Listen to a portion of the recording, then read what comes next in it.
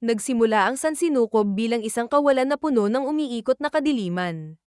Ngunit nang ipagkaloob ng Diyosa ang kanyang liwanag, lumitaw ang mga kontinente at isinilang ang siyam na lahi, ang mga Dragonborn, Elf, Oni, Duwende, Demonyo, Dark Elf, Centaur, Beast Folk, at sa huli, ang mga tao. Sa isang payapang nayon, isang binatilyo ang nagpaalam sa kanyang mga mahal sa buhay, nagsimula ng isang paglalakbay upang tahakin ang landas ng pagiging isang adventurer at magbigay ng mas mabuting buhay para sa kanyang pamilya. Pagdating sa lungsod, agad siyang nabigla sa mapait na katotohanan, mga taong nagmamadali ng walang pasensya, tila ba walang puwang para sa habag. Sa Adventurers Guild, ipinakilala ng binatilyo ang kanyang sarili bilang light at nagparehistro. Tinanong siya tungkol sa kanyang banal na regalo, at inilahad niya ang kanyang kapangyarihan, Unlimited Gacha. Pindot niya ang Gacha button at nakakuha ng card, saka tinawag ang nakalista rito.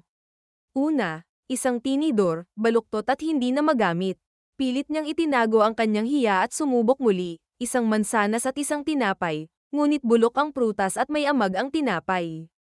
Iginiit niya na hindi palaging ganoon kaaba ang kanyang regalo, subalit hindi siya pinaniwalaan ng receptionist at binigyan lamang ng Class F Guild card. Wala siyang magawa kundi tanggapin ito at nagtanong ukol sa mga trabaho. Itinuro ng receptionist ang taskboard, ngunit puro mabababang gawain lamang ang nakapaskil. Dahil laganap ang karunungang bumasa sa lugar, lalo siyang dehado sapagkat hindi siya marunong magbasa. Matapos tiyakin ang kanyang kawalan ng kakayahang bumasa, tinuro ng receptionist ang mga gawaing maaari niya, pag-ipon ng kahoy, pagbubuhat ng kalakal, at iba pang walang kabuluhang gawaing pisikal. Kahit kakaunti ang kita, nagsikap si Light, ibinuhos ang lahat ng lakas sa trabaho. Gabi na kapag siya'y umuuwi, pagod ngunit matatag, tangga ng maliit na supot ng halos walang saysay na barya. Maging siya'y namulat na ang isang buong araw ng pawis ay halos hindi makabili ng maayos na pagkain.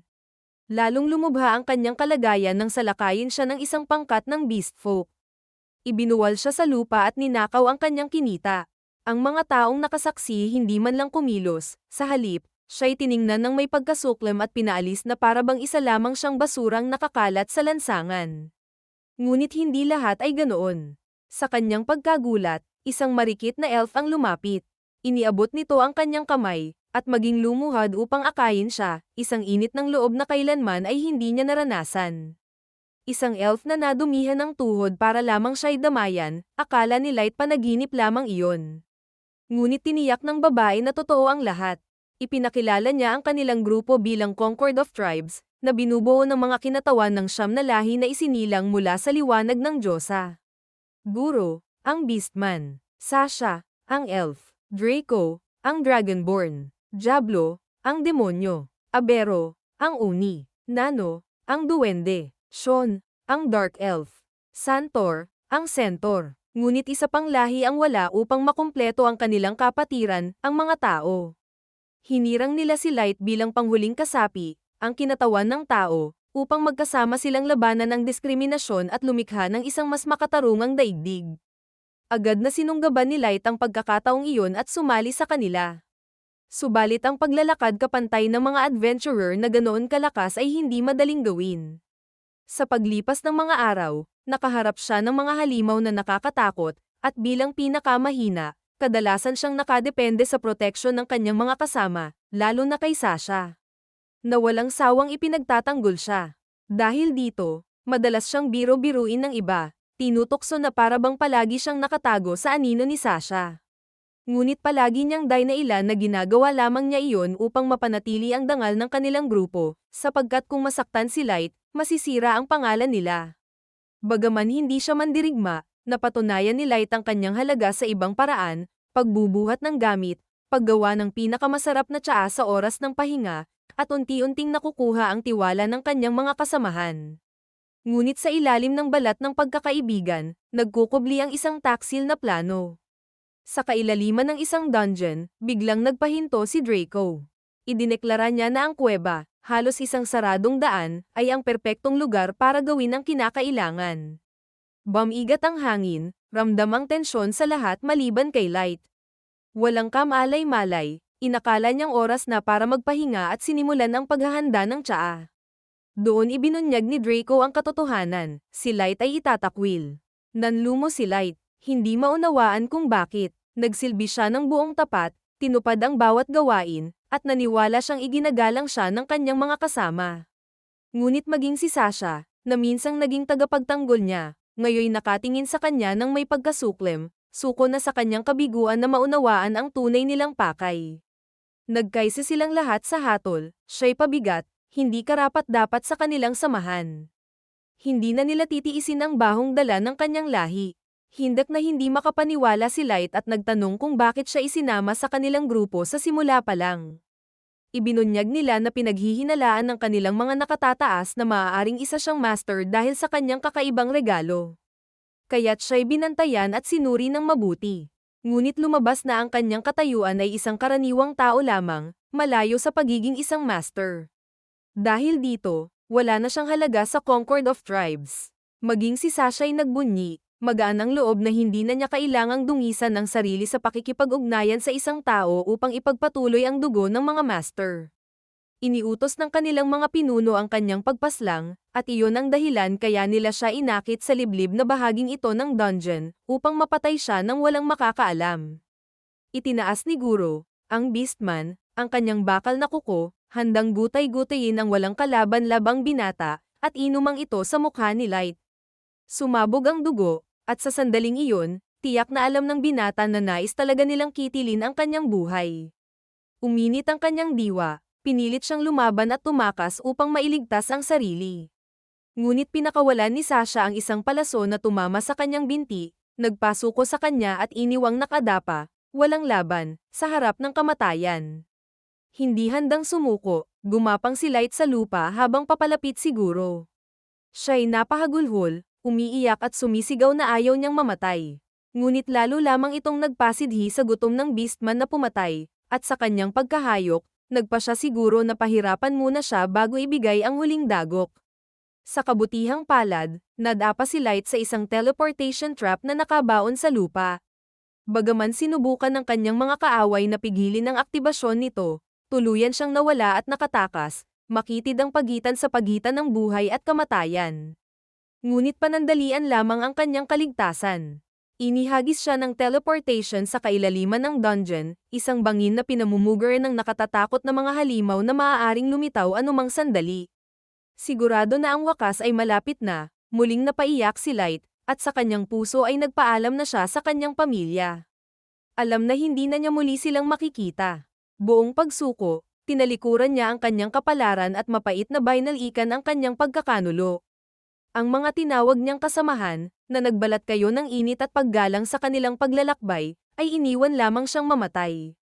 Sa huli, ang lahat ng kanilang pangaral tungkol sa pagkakapantay-pantay ng mga lahi ay napatunayang hungkag, sapagkat ang kanyang mga dating kasama ay inilantad ang kanilang sarili bilang pinakamasasamang taksil. Gayunpaman, tumanggi si Light na sumuko. Matapos danasin ang ganoong pagtataksil, nangako siyang pupugutan niya ng buhay ang bawat isa sa kanila, isa-isa, at huhugutin ang kanyang paghihiganti ng walang awa. Subalit una, kailangan niyang mabuhay. Mula sa mga anino ng kuweba, lumitaw ang isang hellhound serpent, isang halimaw na antas 1,000, isang kabangisan na wala siyang anumang kakayahang labanan. Bagaman walang laban, hindi niya tatanggapin na lamunin ng walang paglaban. Walang armas, ang tanging pag-asa niya ay ang kaloob na tinawanan ng lahat, ang unlimited gacha. Ibinuhos niya ang lahat ng tiwala sa mahiwagang kapangyarihang iyon, pinindot ang button, at isang card ang lumitaw. Mula sa liwanag, nagpakita ang isang babae na nakasuot ng kasuotang maid. Sa pagtalima sa kanyang Panginoon, winasak niya ang hellhound serpent ng may nakapangingilabot na kadalian. Matapos mapuksa ang halimaw, nagpaumanhin siya sa pagkabigong protektahan ang kanyang amo mula sa pinsala. Subalit sa pamamagitan ng kanyang kamay na nagliliwanag ng berdeng liwanag, pinagaling niya ang lahat ng sugat ni Light. Kabilang na ang palasong nakabaon sa kanyang binti. Ang kanyang pananalita, puno ng pormalidad at sinaunang bigkas, ay naghatid ng mga salitang malalim at mabigat. Hiningi niya ang pangalan ng binata, at nang marinig ito, buong galang niyang tinawag si Lord Light. Pagdakay ipinangako niya ang kanyang walang hanggang katapatan, nangangakong magsisilbi sa anumang kalagayan, kahit kapalit ng kanyang buhay, at itinali ang sarili sa panata ng walang hanggang katapatan. Ipinakilala niya ang sarili bilang May, the Ever-Seeking, isang pambihirang level 999 card na tinawag sa pamamagitan ng Unlimited Gacha. Gamit ang kanyang appraisal technique, sinuri ni May ang kalagayan ni Light.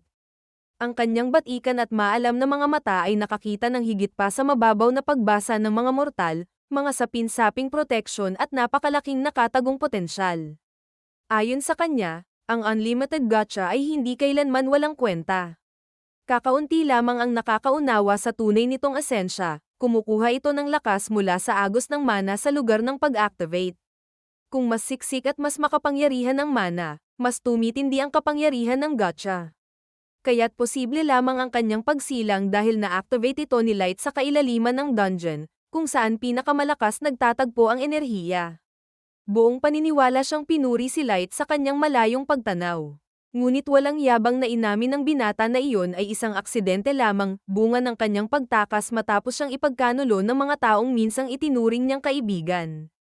Inalala ang kanyang kasaklapang pinagdaanan, hindi niya napigil ang umiyak. Ipinakita ang kanyang kahinaan matapos ang ganoong bangungot. Sa malasakit, niyakap siya ni May na para bang isang ina. Bagaman inamin niyang hindi niya lubos na maunawaan ang lawak ng kanyang pagdurusa, ipinahayag niyang gagamitin niya ang lahat ng kanyang kapangyarihan upang tuparin ang paghihiganti ng kanyang Panginoon. Para mangyari iyon, sapat na ang utos ni Light. Ngunit tinanggihan ni Light ang ganoong lubos na tulong. Hinihiling niya na maipaghiganti niya ang kanyang sarili gamit ang sarili niyang mga kamay, gaano man iyon kahirap sa kanyang kasalukuyang lakas. Alam niyang iniisip ni May na wala siyang pag-asa, ngunit taliwas sa kanyang mga pangamba, buong pusong sinuportahan siya ng dalaga, pinagtibay ang kanyang pangako ng walang hanggang katapatan at ipinangakong mananatili sa kanyang tabi. At doon, sa kailaliman ng bangin, ang pinakadelikadong dungeon sa buong rehiyon, nalaman ni Light ang tunay na lakas ng Unlimited Gacha. Pinindot niyang muli ang aparato, nagpa siya na bumuo ng isang kahariang magbibigay daan sa kanyang paghihiganti. Sa sandaling iyon, nilamon ng nakakasilaw na liwanag ang buong silid ng kadiliman.